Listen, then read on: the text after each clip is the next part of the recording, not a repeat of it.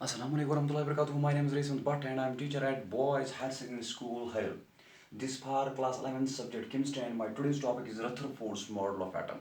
तो आज का जो मेरा टॉपिक है वो है रदरफोर्ड्स मॉडल ऑफ एटम। इससे पहले कल हमने पढ़ा अल्फा स्कैटरिंग एक्सपेरिमेंट। रदरफोर्ड ने एक एक्सपेरिमेंट किया, उसका नाम है रदरफोर्ड्स अल्फा स्कैटरिंग एक्सपेरिमेंट।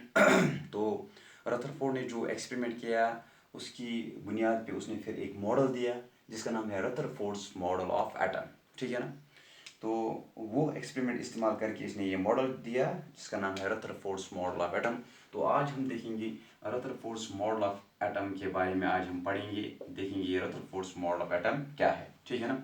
मैं रिपीट करूंगा, जो स्ट्रक्चर ऑफ एटम है इस टॉपिक के हवाले से जो डिफरेंट मॉडल्स दिए गए हैं regarding the structure of atom. पहले थॉमसन्स मॉडल दिया गया, ठीक है ना। उसके बाद रदरफोर्ड्स मॉडल दिया गया, ठीक है ना। उसके बाद हमें पढ़ना है बोर्स मॉडल, उसके बाद क्वांटम मैकेनिकल मॉडल।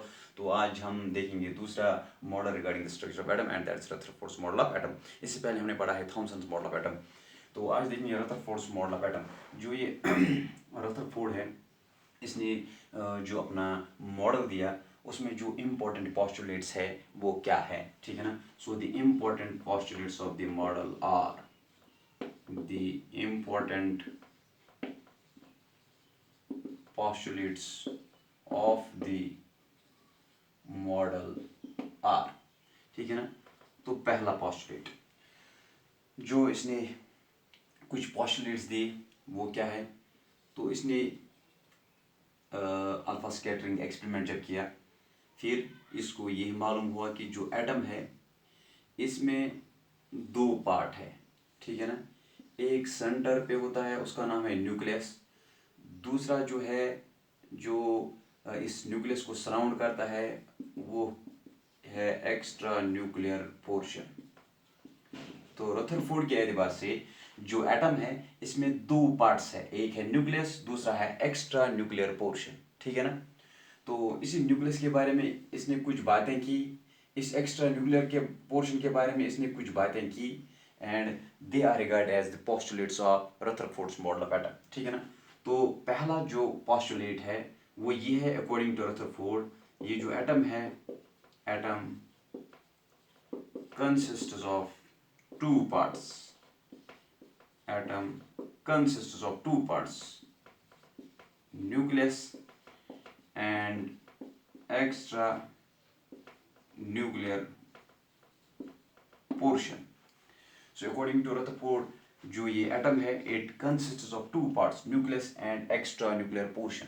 फिर इसने न्यूक्लियस के बारे में बात की। ये न्यूक्लियस क्या है, nucleus is present at the center of atom. Nucleus is present at the center of atom.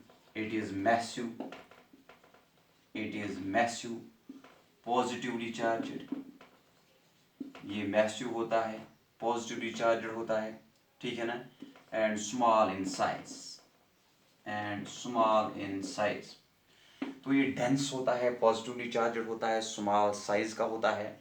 तो ये जो पोर्शन है न्यूक्लियस, ये जो पार्ट एटम का है ये सेंटर में प्रेजेंट होता है, ठीक है ना। तो पहला जो पॉस्टुलेट है atom consist of two parts, nucleus and extra nuclear portion. इसके बाद दूसरी जो बात इसने की वो न्यूक्लियस के बारे में की। जो न्यूक्लियस होता है it's present at the centre of the atom, nucleus atom के सेंटर में प्रेजेंट होता है। ये है न्यूक्लियस एटम के सेंटर में प्रेजेंट होता है, ठीक है ना। एंड अकॉर्डिंग टू रदरफोर्ड जो न्यूक्लियस है इसका जो साइज होता है वो होता है 10⁻⁻15 मीटर, ठीक है ना। एज कंप्यूट एटम जिसका साइज होता है 10⁻⁻10 मीटर, ठीक है ना। तो थर्ड जो पॉस्टुलेट है वो ये है, nucleus is positively charged. Nucleus जो होता है पॉजिटिवली चार्ज होता है, किस वजह से, due to protons, because it contains protons, क्योंकि इसमें प्रोटॉन्स प्रेजेंट होते हैं। Because of protons are positively charge particles. तो प्रोटॉन्स की वजह से जो न्यूक्लियस होता है ये पॉजिटिवली चार्ज होता है and the magnitude of positive charge it varies from atom to atom, क्योंकि नंबर ऑफ जो प्रोटॉन्स है it that also varies from atom to atom. So and magnitude of charge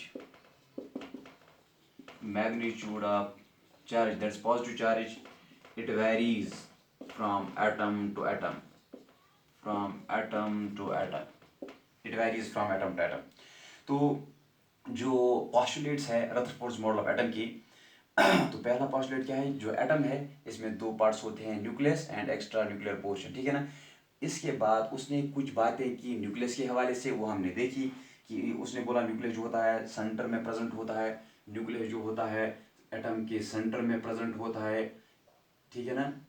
तो जो न्यूक्लियस होता है इसका साइज, या ये न्यूक्लियस जो होता है इसका साइज स्मॉल होता है। तो तीसरा पॉस्टुलेट, न्यूक्लियस जो होता है पॉजिटिवली चार्जड होता है क्योंकि इसमें प्रोटॉन्स होते हैं, प्रोटॉन्स पॉजिटिवली चार्जड पार्टिकल्स होते हैं, ठीक है ना। And the magnitude of charge, जो ये चार्ज पॉजिटिव चार्ज का मैग्नीट्यूड है ये वेरी हो जाता है फ्रॉम एटम टू एटम, क्योंकि एक एटम में और दूसरे एटम में जो नंबर ऑफ प्रोटॉन्स होते हैं वो वेरी होते हैं, ठीक है ना।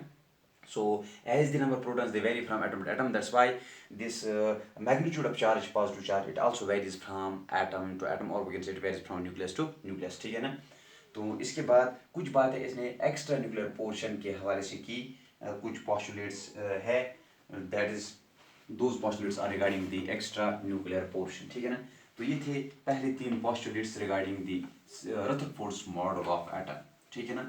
तो अब और 3 पॉस्टुलेट्स। सो पॉस्टुलेट नंबर 4, इसने बोला ये एक्स्ट्रा न्यूक्लियर पोर्शन क्या है। एक्स्ट्रा न्यूक्लियर पोर्शन जो है, extra nuclear portion is a space, ये एक स्पेस है, it is a space around nucleus, किसके इर्द गिर्द, न्यूक्लियस के इर्द गिर्द ये एक स्पेस है around nucleus, which contains electrons, जिसमें क्या होते हैं, विच कंटेन्स इलेक्ट्रॉन, इस स्पेस में इलेक्ट्रॉन्स प्रेजेंट होते हैं, ठीक है ना।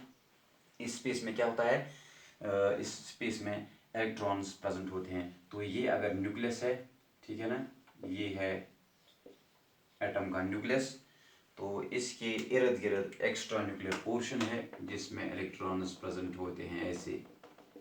तो ये है एक्स्ट्रा न्यूक्लियर पोर्शन जो मैंने रेड कलर से दिखाया। So this is extra nuclear space, this is extra nuclear space and it contains electrons, इसमें क्या होते हैं, इलेक्ट्रॉन्स, ठीक है ना।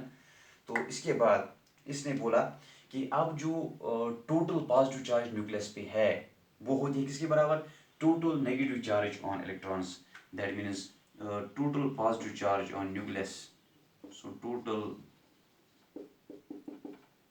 Positive charge, total positive charge on nucleus is equal to total negative charge on electrons, so atom is, अब इसने बोला जो एटम है it is electrically neutral, ये एटम जो है it is electrically neutral, ये electrically neutral होता है, that means atom is electrically neutral. So number of positive charges is equal to number of negative charges, so or we can say number of protons is equal to number of electrons in an atom, ठीक है ना। तो अब जो last postulate है regarding Rutherford's model of atom, वो important postulate है क्योंकि वो बाद में एक लिमिटेशन बन गई, ठीक है ना। So that is 6th and the last postulate of Rutherford's model of atom. तो रदरफोर्ड ने क्या बोला, जो इलेक्ट्रॉन्स होते हैं, electrons they are not stationary, जो इलेक्ट्रॉन्स होते हैं, ठीक है ना, अराउंड जो इलेक्ट्रॉन्स होते हैं ये एक जगह पे नहीं होते हैं, ये रिवॉल्व करते हैं अराउंड द न्यूक्लियस, ठीक है ना, around the nucleus in circular paths called orbits. इसने बोला ये रिवॉल्व करते हैं around the nucleus in the circular paths, इनका नाम है ऑर्बिट्स, ठीक है ना। So according to Rutherford electrons are not stationary, electrons are not stationary but revolve around the nucleus, in circular paths called orbits, जिनको इसने नाम दिया orbits, ठीक है ना। और इसने एक जस्टिफिकेशन दी, जो इलेक्ट्रॉन होता है इसमें सेंट्रीफ्यूगल फोर्स होता है, centrifugal force that balances the inward nuclear force, ठीक है ना। जो ये इलेक्ट्रॉन है ये अट्रैक्ट हो जाए किसकी ओर हो जाएगा, न्यूक्लियस पॉजिटिव चार्ज न्यूक्लियस की ओर ही अट्रैक्ट हो जाएगा। तो उस अट्रैक्टिव फोर्स को कौन सा फोर्स बैलेंस करता है? अकॉर्डिंग टू रदरफोर्ड वहाँ पे एक सेंट्रीफ्यूगल फोर्स होता है, ठीक है ना। वो इस अट्रैक्टिव फोर्स जो इनवर्ड फोर्स होता है टुवर्ड्स द न्यूक्लियस, वो इस अट्रैक्टिव फोर्स को बैलेंस करता है, and that is centrifugal force. And centrifugal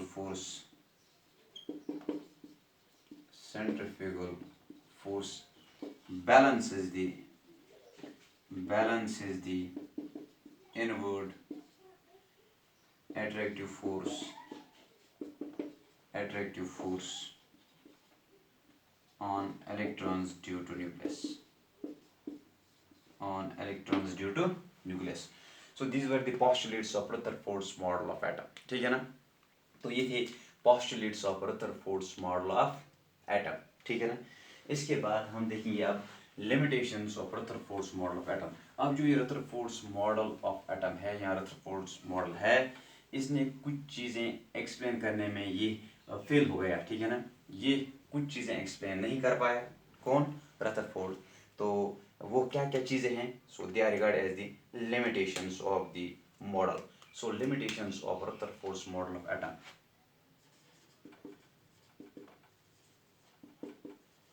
limitations, तो पहली जो लिमिटेशन है, ऐसे लिखूंगा मैं, it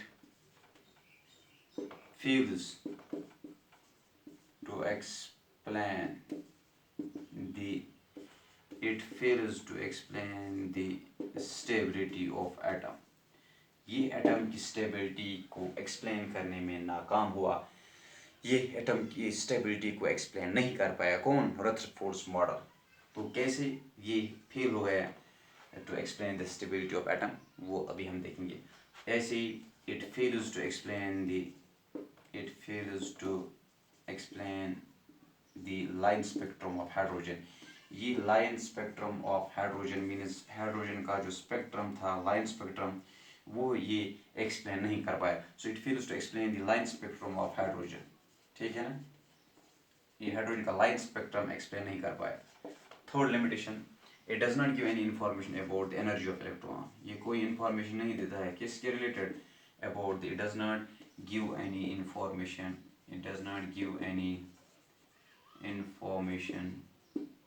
about the energy of electron, electron की एनर्जी के बारे में ये कोई इंफॉर्मेशन हमें नहीं देता है, ठीक है ना। So how he fails to explain the stability of atom, this is the important limitation. तो हम देखेंगे कि कैसे ये फेल हो गया एटम की स्टेबिलिटी को एक्सप्लेन करने में, ये कैसे नाकाम हुआ, कौन? रदरफोर्ड, ठीक है ना। रदरफोर्ड के एतबार से अगर ये सेंटर में न्यूक्लियस है, ये न्यूक्लियस है, तो ये है सर्कुलर पाथ्स कॉल्ड ऑर्बिट्स, ठीक है ना। तो ये क्या है? ये सेंट्रल में न्यूक्लियस है, तो ये है एक्स्ट्रा न्यूक्लियर स्पेस और एक्स्ट्रा न्यूक्लियर पोर्शन। तो इसमें इलेक्ट्रॉन्स हैं, ठीक है ना, इसमें इलेक्ट्रॉन्स है।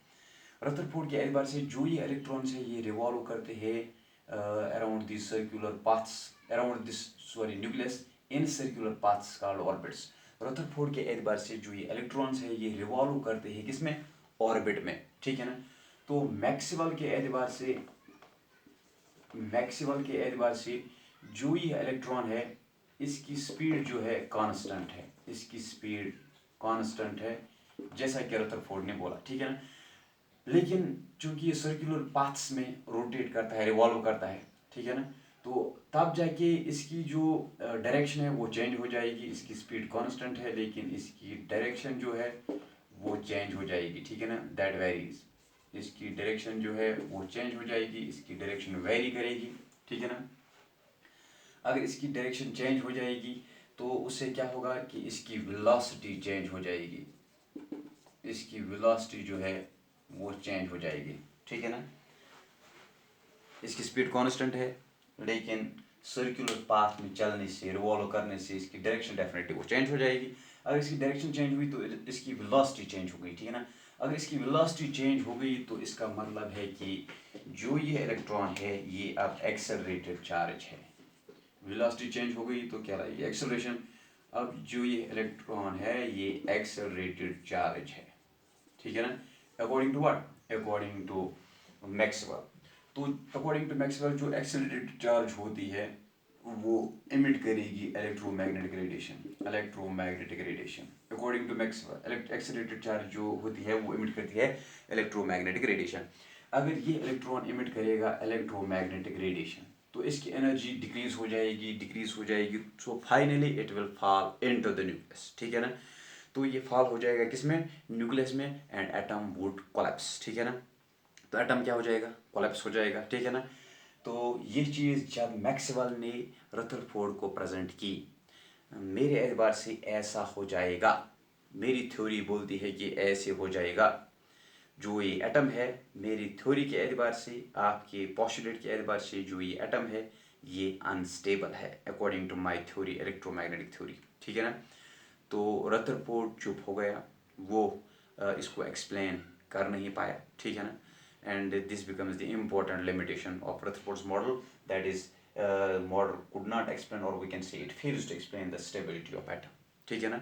and another limitation is it fails to explain the line spectrum of hydrogen, and a third limitation is it does not give any information about the energy of electron. So this was all about Rutherford's model of atom and the limitations regarding Rutherford's model of atom. Thanks for watching.